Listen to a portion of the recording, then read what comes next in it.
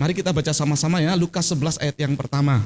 Mari kita keluarkan suara kita dengan keras. Lukas 11 ayat yang pertama. Kita baca sama-sama 3, 4. Pada suatu kali Yesus sedang berdoa di salah satu tempat. Ketika ia berhenti berdoa, berkatalah seorang dari murid-muridnya kepadanya, "Tuhan, ajarlah kami berdoa sama seperti yang diajarkan Yohanes kepada murid-muridnya." Amin. Saudara yang terkasih, ini adalah doa Bapa kami yang kemudian Yesus ajarkan. Tapi pernahkah terpikir oleh saudara, saya ini jadi pendeta, ini tahun tahun yang keberapa ya, saya sudah nggak ingat lagi. Tahun 2000 saya sudah jadi pendeta, ini 23 tahun jadi pendeta, saudara. Gitu. Tapi selalu timbul pertanyaan dalam pikiran saya, kalau Yesus itu Tuhan, kenapa Yesus itu perlu berdoa? Gitu. Dan itu selalu timbul dalam pemikiran saya, pertanyaan-pertanyaan yang seperti ini. Kalau Yesus itu Tuhan, kenapa dia perlu berdoa? Dan kalau saudara teliti, doa bagi Tuhan Yesus itu menempati aktivitas yang penting dalam hidupnya. Kalau saudara belajar membaca dalam Injil itu semua, Yesus itu bahkan rela meninggalkan orang banyak, lalu dia pergi ke tempat yang sunyi dan berdoa seorang diri. Yesus itu tidak perlu rumah ibadah untuk khusus ia berdoa. Yesus itu sewaktu-waktu di tempat manapun, seperti yang kita baca Lukas 11 ini mengatakan Yesus sedang berdoa di salah satu tempat. Kalau seandainya itu bait Allah, oke, tapi ini salah satu tempat. Dan itu rasanya Yesus sedang berdoa seorang diri. Dan berkali-kali di beberapa tempat dalam peristiwa-peristiwa, Yesus itu memilih untuk berdoa. Kalau Yesus Tuhan itu kenapa dia mesti berdoa? Ini adalah hal yang saya renungkan dan selalu menjadi pertanyaan dalam hidup saya. Yang kemudian membuat saya itu merasa bahwa doa itu adalah tindakan yang penting. Karena apa? Karena Yesus yang adalah Tuhan sendiri pun dia berdoa. Yesus yang melakukan mujizat sendiri pun dia dapat melakukan berbagai mujizat di dalam pelayanannya, tapi dia masih mengambil waktu kesempatan untuk berdoa. Entahkah seorang diri, entahkah beramai-ramai di dalam bait Allah, entahkah itu ketika dia mengajarkan doa Bapa kami, ini Lukas 11, saudara dapat lihat lagi referensinya dalam Matius 6 misalnya, itu saudara itu memberitahukan bahwa Yesus itu menempatkan doa sebagai aktivitas yang penting dalam hidupnya. Sekalipun dia itu Tuhan. Lalu kemudian saya membandingkan dengan diri saya sendiri. Saya tidak mau membandingkan dengan diri saudara. Lalu saya hitung dalam satu hari berapa kali saya itu berdoa. Lalu hitungan saya itu minimal genap 3 kali. Karena makan saya pagi, siang, dan malam itu doa untuk makan. Setelah itu tidur kadang-kadang lupa mungkin saudara. Tapi saya pasti sekarang doa itu tidur pasti iya. Doa pagi pasti saya iya. Saudara jangan khawatir, saya cerita seperti ini untuk saudara itu. Doa pagi saya jam 5 sampai jam 6 itu pasti doa pagi dalam gereja.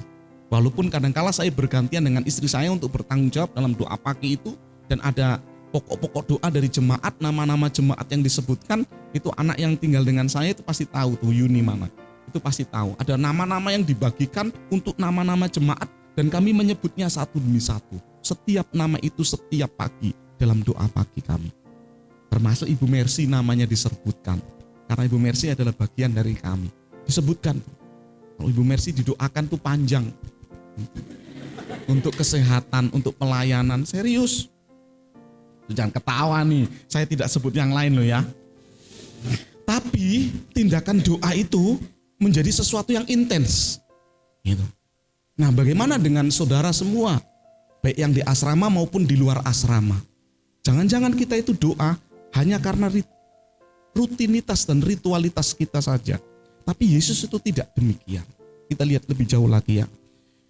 Bagi Tuhan Yesus doa menempati aktivitas yang penting dalam hidupnya. Ia itu berdoa senantiasa, tidak tergantung tempat dan waktunya. Sekalipun dalam tradisi Yahudi itu punya 1 hari 3 kali berdoa. Tradisi Yahudi, saudara yang terkasih. Tapi Yesus itu tidak selalu 3 itu menjadi patokan dalam hidupnya. Mungkin bisa 5, mungkin bisa 6, mungkin bisa sewaktu-waktu dia berdoa. Nanti kita akan lihat lebih jauh lagi. Tempatnya juga begitu. tempat itu bukan tempat yang wajib di bait Allah, lalu dia berdoa dengan 3 kali berdoa seperti orang-orang Yahudi pada umumnya. Dan kita tahu kan Yesus itu orang Yahudi. Yesus itu dididik dalam pendidikan Yahudi, Yudaisme, gitu saudara. Tapi Yesus itu berdoa bukan karena tempatnya, bukan karena itu tadi, tapi dia mengajarkan tentang esensi dari doa itu sendiri. Ketika dia menyebutkan dalam doa Bapa kami. Dan menariknya lebih jauh lagi, Yesus itu berdoa ketika memulai pelayanan. Doa 40 hari 40 malam dengan berpu. Setelah ia dibaptis lalu dibawa oleh Roh Kudus. Ini lebih rumit lagi saudara. Bukankah Tuhan kita itu Esa, Bapa, Anak, dan Roh Kudus. Waktu Yesus dibaptis terdengarlah suara mengatakan, inilah anak yang kukasihi, kepadanya aku berkenan. Lalu turunlah burung merpati. Saudara, Roh Kudus yang turun. Lalu oleh Roh Kudus Yesus dibawa ke padang gurun dan selama berapa hari? 40 hari 40 malam. Yesus mengasingkan dirinya ketika dia memulai pelayanan. Itu saudara. Jadi kalau gitu Yesus tuh luar biasa ya tentang doa itu. Saya kecil tinggal dengan seorang pendeta, papa saya itu pendeta Pantekosta yang hidupnya selalu berhubungan tentang doa dan segala macam. Saya tidak cerita tentang papa saya, tapi saya cerita kepada saudara, papa saya itu sekolah di sebuah sekolah Alkitab non gelar di Surabaya. Namanya GPPS, Gereja Pantekosta Pusat Surabaya. Di situ ada banyak siswa-siswa dan papa saya sudah selesai lah, sudah lulus lah dari sekolah itu karena itu jauh hari sebelum saya dilahirkan, sebelum papa saya menikah dan melahirkan mama saya yang melahirkan maksudnya. Melahirkan saya hadir di tengah-tengah orang tua saya. Saya waktu itu sudah usia kelas 2 SMP dan saya diajak ke sekolahnya ini. Saudara, kebetulan waktu itu telah penamatan sekolah itu, kira-kira siswanya itu 40 orang. Dan di akhir penamatan itu diberikan pertanyaan kepada 40 orang itu. Yang pertama, kalau engkau utusan dari gereja, maka setelah penamatan ini engkau pulang kembali ke tempat pelayananmu di mana gereja mengutus engkau. Yang kedua, itu diberikan pertanyaan, yang tidak merasa diutus dari gereja dan bukan utusan dari gereja, maka engkau mau cari apa setelah lulus ini? Gitu saudara. Itu pertanyaan itu. Lalu kemudian mereka akan menjawab menyerahkan diri untuk pekerjaan Tuhan. Tapi secara pribadi, entah ketemu pendeta, entah ketemu tempat pelayanan, entah pergi ke sebuah tempat misi, pokoknya mereka akan menyerahkan hidupnya untuk itu. Tapi yang ketiga, golongan yang ketiga adalah menyerahkan diri, tapi diatur oleh sekolah itu. Jadi misalnya sekolah itu mendengar ada gereja membutuhkan pelayan, maka yang menyerahkan diri itu akan diutus ke sana. Gitu saudara. Jadi ada 3. Tapi dari ketiga itu melewati sebuah fase setelah mereka lulus sekolah Alkitab itu. Fase yang namanya doa dan puasa. Mereka tetap tinggal di asrama, tetapi mereka wajib berdoa 1 hari itu 8 jam. Ke dalam ruang doanya. Memuji Tuhan, menyembah Tuhan, mau ketiduran, mau jungkir, mau balik, mau apa, penuh roh, bahasa roh, mau bongkar bangkir, terserah di dalam ruangan doa itu 40 orang masuk ke dalam ruangan itu. Lalu kemudian mereka puasa, tidak makan dan tidak minum. Gitu. Ada yang bertahan 4 hari. Hari yang kelima dia tidak mampu, dia pergi ke pantry bagian tempat makan, mereka ambil makan ya sudah. Gitu. Tapi ada yang bertahan 1 minggu, 7 hari. Ada yang bertahan 14 hari, 2 minggu. Saudara, dan mukanya itu udah pucat semua. Tapi hatinya rindu masuk ke ruang doa itu 8 jam tiap hari. Satu sesi saya masuk ke tempat itu ikut doa, saya masih SMP kelas 2. Saya lihat itu kakak-kakak di situ semua udah kurus kering gitu. Ada yang 3 minggu bertahan. Tapi saudara tahu di dalam ruangan doa itu saya itu merasa saya nggak bisa tidur di tempat itu. Biasa kalau ikut doa itu saya ketiduran. Di tempat itu saya bulu badan saya merinding terus. Kenapa? Ketika mereka menyembah Tuhan, haleluya, haleluya. Saya itu merasa saudara, merinding semua. Bukan karena saya sudah tahu mereka itu sedang berdoa puasa, bukan juga. Tapi saya merasakan tuh hadirat Allah itu begitu. Dan pemimpin mereka itu pendeta Ishak Lewi namanya, sekarang sudah almarhum. Dia meninggal dalam usia yang lanjut usia. itu kalau dia datang ke dalam tempat doa dan anak-anak sedang berdoa, saudara tahu itu hadirat Tuhan tuh. Itu tadi saya bilang, ada yang sampai jungkir balik di tempatnya. Gak ada yang pegang, gak ada yang dorong, gak ada yang ini. Dan saya itu melihat sendiri. Gitu. Tidak ada metode apapun yang memberitahukan bahwa ia sedang apa atau sedang mengalami apa. Tidak ada metode apapun. Dan saudara itu ketika mereka menikmati hadirat Tuhan, udah gak ada air mata lagi, air hidung, air mulut keluar semua. Saudara, saya melihat dan saya rasakan hadirat Tuhan. Dan saya pun tidak pernah berpikir bahwa itu adalah hadirat Tuhan. Sampai saya benar-benar menyadarinya, karena itu menyentuh sampai ke dalam hati saya.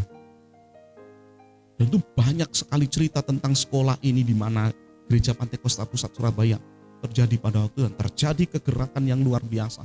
Di tahun 70, tahun 80, banyak gereja, termasuk banyak orang NTT yang ikut di sekolah ini dan sekarang membuka pelayanan di Rote, dimanapun, termasuk Ibu Mercy ini salah satunya, bagian dari GPPS ini, Gereja Pantai Kosta Pusat Surabaya.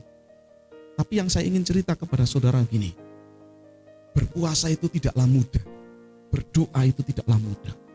Itu butuh tentang komitmen, butuh tentang realitasnya kesungguhan, butuh tentang bukan hanya sekedar memuji menyembah Tuhan tadi. Sekarang saya kemudian membandingkan dengan pribadi Yesus 40 hari 40 malam. Kalau Yesus itu manusia, dia mesti mengalami situasi itu. Tidak heran ketika iblis itu datang mencobai dia. Pencobaan itu bukan sesuatu yang baru bagi Yesus menurut saya. Gitu. Kenapa? Karena Yesus itu kan Tuhan. Ketika dia menjadi manusia, bukan berarti keilahiannya kan itu hilang. Begitu saja lalu dia lupa diri bahwa dia itu Tuhan. Enggak kan saudara? Dia itu Tuhan. Dia tahu tentang pencobaan di Taman Eden. Dia tahu tentang iblis yang jatuh karena kejatuhan, kesombongan dan segala macamnya. Dia tahu karena dia itu Tuhan kan. Tapi ketika dia dicobain di tempat selesai 40 hari itu, iblis berkata, ambil batu ini, ubah jadi roti. Apa yang tidak mungkin bagi Yesus. Lalu Yesus dibawa ke tempat yang tinggi.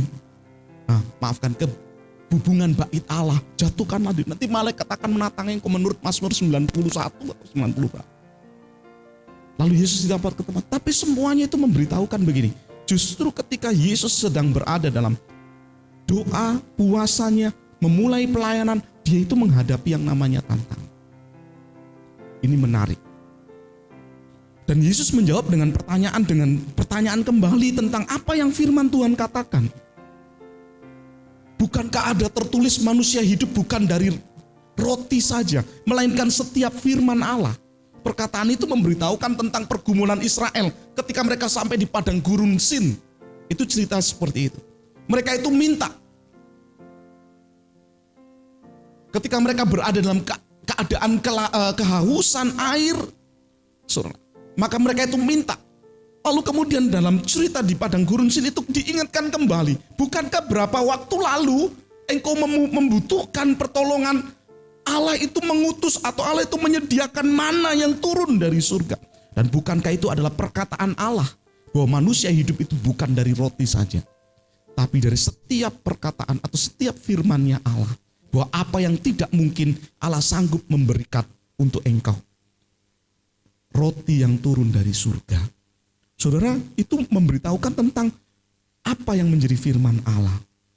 Pada waktu apa? Waktu Yesus memulai pelayanannya, dia memulainya dengan doa.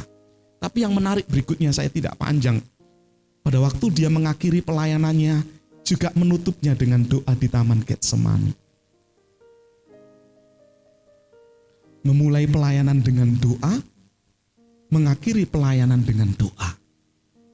Di Taman Getsemani itu sebuah tantangan bagi hidupnya. Cawan murka Allah. Saudara lihat, jadi bagi Yesus itu doa itu sangat penting sekali.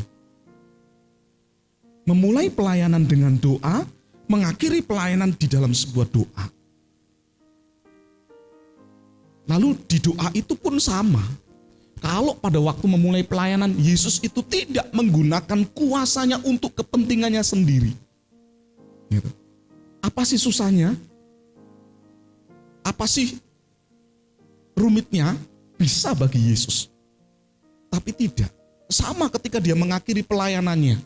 Dia mengatakan begini, kalau boleh cawan ini lalu daripadaku. Tapi Yesus mengatakan bukan kehendakku yang jadi, melainkan kehendak Bapaknya. Jadi ia memulai pelayanan dengan doa. Mengakhiri pelayanannya juga dengan doa. Bukan tentang apa yang menjadi keinginannya. Tapi ini tentang apa yang menjadi kehendak Bapa yang berlaku atas kehidupannya. Jadi itu menarik sekali. Ini kaitannya Yesus dengan doa tadi. Bagaimana dengan mujizat-mujizatnya? Dia melakukan mujizat dengan doa. Yang sebetulnya, kenapa mesti berdoa? Nanti saya tanya, saudara. Misalnya ketika dia melakukan mujizat, memberi makan 5.000 orang. Berapa roti yang ada padanya? 5 roti dan berapa ikan? 2 ikan. Tapi perhatikanlah, Yesus menengadah ke langit, lalu mengangkat itu 5 roti 2 ikan, dan dia berkata kepada Bapaknya di dalam doanya. Apakah tidak mungkin bagi Yesus cukup? Lalu kemudian Yesus melakukan mujizat, selesai. Tapi Yesus mesti melakukan tindakan itu dan menyebutkan Bapaknya dalam doanya. Seolah-olah kemustahilan bagi Yesus dan kuasa datang dari Bapa. Seolah-olah kelihatannya. Coba saudara renungkan baik-baik apa yang saya katakan ini.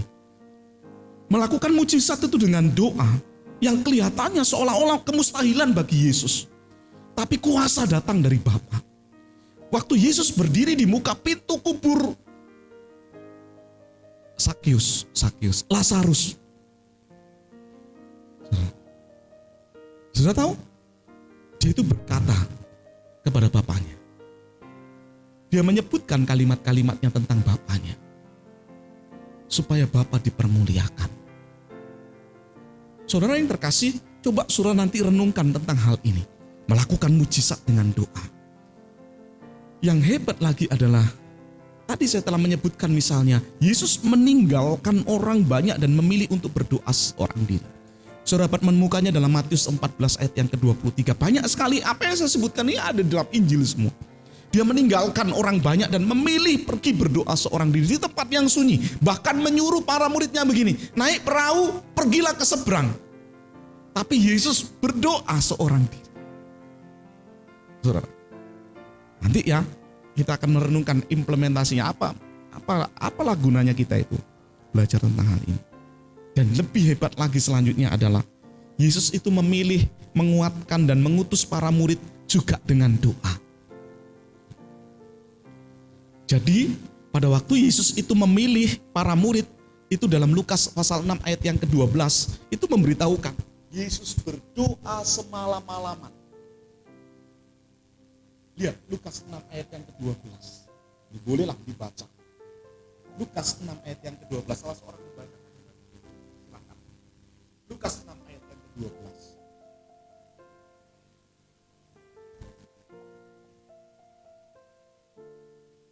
Lalu ayat yang ke-13.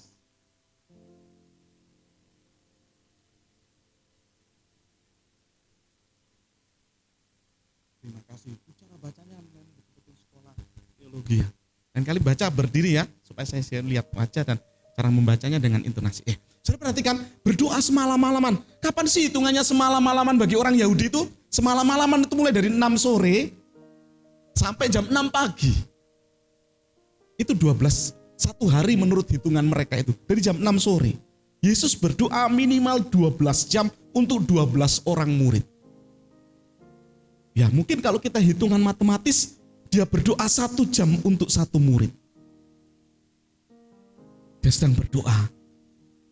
Oh ini Petrus, murid yang pertama. Oh ini Yohanes, murid yang kukasihi. Oh ini Andreas, saudara Yohanes. Oh ini Yakobus. Oh pada akhirnya Yesus kemudian memilih Yudas Iskariot. Yang kita tahu dia menjual Yesus. Kita tahu Yudas Iskariot adalah seorang pencuri dari kas sekolah teologianya Yesus. Sekolah teologi Yesus. Pelayanan Yesus maksudnya. Saudara, Yudas Iskariot. Seorang pencuri. Tapi Yesus memilih dia juga. Tapi Yesus melaluinya atau melewatinya dengan doa. Semalam-malaman Yesus berdoa. Saudara, hebat sekali.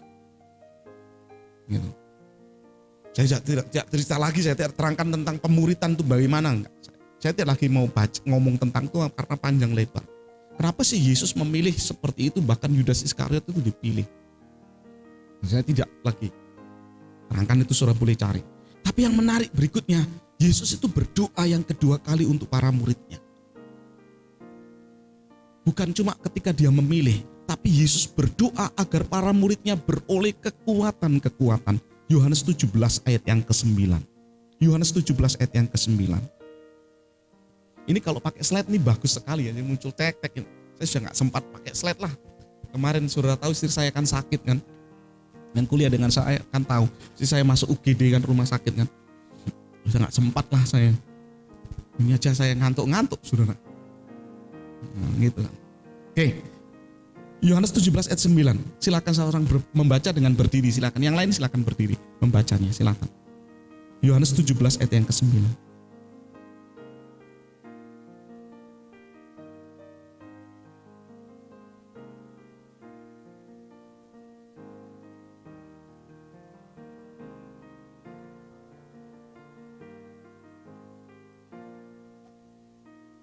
Yesus kemudian mengatakan, aku berdoa untuk mereka. Mereka siapa ini? Para murid.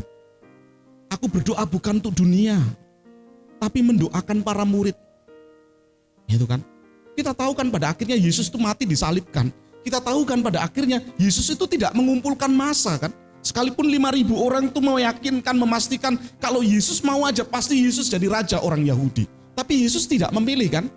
Tapi Yesus membiarkan semua itu, meninggalkan semua itu, dan mendoakan sekali lagi untuk para murid-muridnya, agar para murid-muridnya itu dikuatkan tentang panggilan mereka. Persoalannya adalah Yesus dalam doanya, bahwa murid-murid itu adalah miliknya. Dari mana? Dari Bapa yang mempercayakannya. Yang kemudian aku dan Bapa adalah satu dalam konteks Yohanes 17 dalam doanya. Itu artinya adalah Yesus menguatkan para murid-muridnya gitu. Kalau aku akan tinggalkan engkau, jangan kamu sedih, jangan kamu khawatir, jangan gelisah hatimu. Sejak Yohanes 14 muncul. Jangan kamu khawatir, jangan kamu sedih. Tujuannya apa? Yesus mendoakan para murid-muridnya. Nanti ketika Yesus mengutus mereka, juga ada peran doa di situ. Matius 18 ayat 20, Yohanes 14 ayat 13-14, Yohanes 15 ayat yang ke-16, Yohanes 16. Banyak sekali ayat sebetulnya, saya punya catatan ini. Tapi sayang tidak dibuatkan di LCD-nya ya, saya rasa. Gampang lah nanti minta copy, paste, dikirim di grup-grup. Tapi itu jadi perenungan untuk saudara dan saya. Mengutus para murid-muridnya. Jadi saudara, saya ingin memberitahukan kepada saudara, Yesus dan doa itu sangat erat sekali. Even sekalipun dia itu adalah pribadi Tuhan. Maka malulah kita itu kalau kita itu tidak berdoa.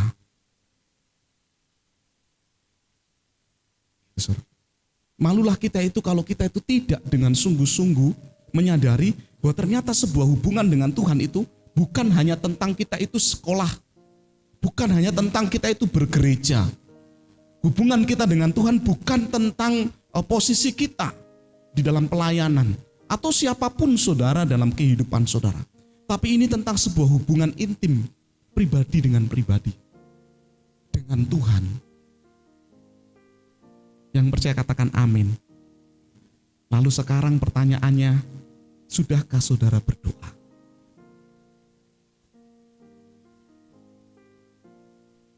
Sudahkah saudara menempatkan doa itu menjadi tempat yang penting seperti Yesus yang menempatkan doa menjadi bagian yang penting? Saya punya jemaat yang hidupnya berdoa nama Yesus gak pernah putus dari mulutnya. Apalagi kalau naik mobil dengan saya. Saya kan suka keluar kota jalannya kencang gitu. Lalu mau sedikit gini, jemaat saya bilang, darah Yesus. Mau kena ini lagi, mau berlawanan dari depan ada bis, sudah darah Yesus. Saya bilang, ibu. Saya bilang, mama, stop darah Yesus berceceran di mana-mana. Kan darah Yesus di sini, darah Yesus ada, darah Yesus di mana-mana darah Yesus. Dia ketawa, Pak Yeri ajar beta mesti doa. Beta doa dalam nama Yesus toh. Jadi mau tabrak ini, mau lewat ini, darah Yesus. Darah Yesus. Itu namanya Ibu Dorcas ya. Saya bilang, Ibu Ibu bikin darah Yesus berceceran di mana-mana ini. Ya saudara, saya ingin mengatakan, jadi kalau gitu saudara penting sekali. Nah, saya menutup firman Tuhan siang hari ini. Kalau gitu apa yang harus kita sadari gitu? Ada 3 hal, banyak sih sebetulnya. Ini juga bisa menjadi materi untuk pembuatan skripsi dan segala macamnya. Saudara, ini bisa jadi satu tema tentang pembuatan skripsi dan segala macamnya. Dari sudut ini saudara dapat mengambil banyak hal menjadi perenungan. Bahkan ini bisa dipakai 1 bulan penuh untuk merenungkan, itu menarik sekali. Nah, 3 hal yang saya ingin bagikan kepada saudara. Yang pertama, berdoalah sebagai bukti hubunganmu secara pribadi dengan Tuhan. Kenapa Yesus itu perlu berdoa? Karena dia sedang membuktikan hubungannya dengan Bapanya. Dia itu tak terputus dengan Bapanya. Gitu. Sekalipun di dalam konteks kehadiran, presentasi atau kehadiran di Yesus itu kan tidak dengan Bapaknya, karena dia ada dalam dunia ini, di bumi ini selama 33 tahun setengah. Kita tahu kisah itu kan. Tapi dia itu masih memiliki hubungan dengan Bapaknya. Nah, hubungan itu dituangkan dalam bentuk berdoa. Gitu. Yang pertama apa tadi? Berdoalah sebagai bukti hubunganmu secara pribadi dengan Tuhan. Berdoalah. Karena satu-satunya cara untuk memiliki hubungan dengan Tuhan adalah berdoa. Yang percaya katakan amin. Mungkin doa itu dengan berbagai sikapnya dapat kita berikan tanggapan. Mau bersujud, bertelut, mau buka mata, hati berdoa. Ya bisa saja. Karena tidak ada patron apapun tentang nilai berdoa itu sendiri kan. Sudah mengerti maksud saya? Diucapkan atau di dalam hati itu bukan persoalannya. Tapi persoalannya apakah kita betul-betul memiliki hubungan kita secara pribadi dengan Tuhan. Gitu, saudara. Ini yang pertama. Saudara dapat lihat nanti dalam Matius 6 ayat 5 sampai ayat yang ke-8, lalu kemudian selanjutnya ayat 9 sampai 13. Yang pertama. Kalau gitu saudara mesti menyadari bahwa doa itu sebagai bukti hubungan kita pribadi dengan Tuhan. Bukan hanya sekedar komunal. Komunal itu komunitas kita berdoa. Ya, kita ada doa pagi lah. Gitu. Di gereja saya ya adalah anak-anak muda yang tinggal dengan saya ikut wajib doa pagi kan. Jam 5 tetap ya sama masuk gereja sama seperti saya. Tapi kadang-kala kan itu namanya pindah tidur kan. Gitu. Udah masuk di kapel doa pagi, ketiduran juga di sini. Itu kan namanya pindah tidur. Gitu kan? Betul atau sonde? Atau pindah posisi tidurnya antara terlentang dengan duduk. Gitu. Dan ada kalanya itu anak-anak muda saya ajak doa yang lama menyembah Tuhan gitu sampai ketiduran. Gitu. Dan kadang-kala saya selalu ganggu dengan doa penutupnya dengan suara yang pelan. Terima kasih Tuhan, kami bersyukur. Haleluya, amin. Semua sudah buka mata, dia masih mungkin karena kecapean, bisa, nggak apa-apa lah, saudara. Jangan khawatir, itu kan pengalaman yang gitu. Begitu dia rasa sunyi semua, dia begitu bangun dia lihat semua sudah berdiri tinggalkan tempat itu. Saudara, tapi coba saudara bayangkan, renungkan. Kalau gitu kita itu berdoa bukan hanya sekedar berdoa. Mungkin dalam isi doa kita itu nanti isinya tentang permohonan, permintaan, dan gak ada putus-putusnya tentang diri kita sendiri dalam doa kita itu. Apakah salah? Tidak salah. Gitu. Tapi kalau kita belajar lagi dari kehidupan Yesus, gak pernah Yesus itu berdoa untuk kepentingannya sendiri. Tidak pernah Yesus berdoa untuk mujizat, untuk kepentingannya sendiri. Gak pernah, saudara. Coba saudara perhatikan. Nanti itu bagian yang ketiga. Tapi saya ingin membawa kepada saudara, kalau gitu berdoa sebagai bukti hubungan secara pribadi dengan Tuhan. Ini gak perlu dilihat orang ketika Yesus mengatakan, kalau engkau berdoa, tutuplah pintumu. Gak perlu kamu berdiri depan-depan jalan. Seperti orang-orang ahli Taurat, orang-orang yang beragama. Mereka berdiri diam supaya dilihat orang. Bapamu mengetahui engkau di tempat yang tersembunyi. Itu artinya apa? Yang pertama, berdoa sebagai bukti hubungan secara pribadi dengan Tuhan. Gitu, saudara. Dan ini seharusnya menjadi sebuah habit kebiasaan bagi kita. Kalau Mazmur pasal 1 mengatakan duduk, berdiri, berjalan di dalam firman Allah. Mazmur pasal 1 itu sebenarnya memberitahukan tentang habit, kebiasaan kita. Jadi berdoa itu seharusnya menjadi hal yang penting untuk hidup kita, yang pertama. Yang kedua, menurut Lukas 18 ayat yang pertama, berdoa itu seharusnya disadari sebagai tindakan yang tidak jemu-jemu. Lukas 18 ayat yang pertama. Berdoa dengan tidak jemu-jemu. Dan tidak jemu-jemunya itu membuktikan tentang sebuah jawaban dari doa. Woi, pokoknya mesti doa sampai Tuhan buka jalan.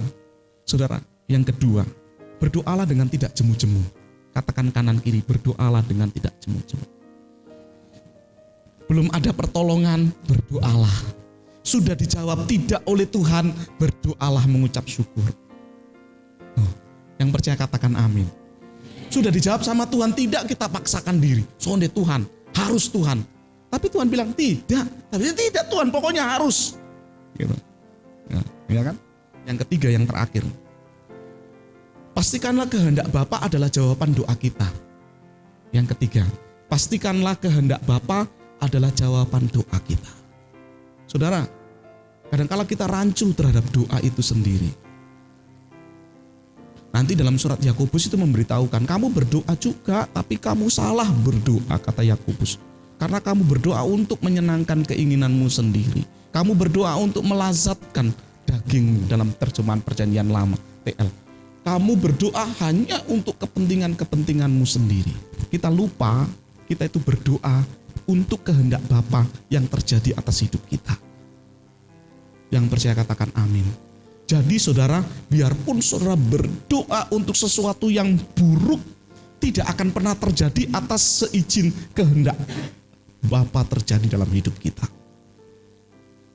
Amin. Kan kita kebiasaan gitu. Di gereja, nasar. Taruh di amplop. Nasar. Supaya suami saya mati gara-gara ikut istri orang lain. Nasar. Supaya dia yang berbuat jahat saya kena hukuman dari Tuhan. Nasar ditulis. Saudara, coba saudara pikirkan. Yesus ketika di Taman Getsemani itu, dia dalam doanya, dalam Alkitab terjemahan firman Allah yang hidup, dia mengatakan begini. Sekali lagi, dalam 3 kali dia berdoa, dan ini kali yang ketiga dia berkata, ia meninggalkan para murid dan berdoa, dan dalam doanya dia mengatakan begini, ya Bapakku, jika cawan ini tidak dapat lepas daripadaku, sampai aku meminumnya, biarlah kehendakmu yang berlaku. Mengatakan, cawan ini dipegang oleh Yesus, cawan murka Allah. Dan mengatakan dia, kalau cawan ini tidak dapat lepas daripadaku sampai aku akhirnya meminumnya, biarlah kehendakmu yang jadi. Saudara, kalau saudara berdoa kepada Tuhan itu sebuah pelayanan. Doa minta apa yang untuk pelayanan saudara? Pelayanan yang diberkati, pelayanan yang banyak uang, pelayanan yang pada akhirnya menguntungkan saudara, pelayanan yang membuat saudara tertawa karena melihat jiwa-jiwa yang dimenangkan mungkin, bahkan itu bagus, tidak salah. Kalau saudara berdoa untuk sebuah pelayanan di tempat saudara melayani, apakah saudara berdoa untuk saudara dilengkapi, dicukupi makan minum pakai saudara? Dari yang kita dulunya kekurangan sampai diberkati Tuhan? Apakah itu salah? Jawabannya tidak juga. Betul juga, karena itu kerinduan yang baik dari hidup kita. Tapi jangan lupakan tentang ini. Pastikan kehendak Bapa adalah jawaban doa bagi kita. Bukan tentang kita, tapi tentang kehendak Bapa yang terjadi dalam hidup kita. Yang percaya katakan amin. Wah, ini kalimat rumit kalau direnungkan, dipikir-pikir. Bahasa sederhananya gini, kalau saudara melayani dalam kesusahan, layanilah dengan setia.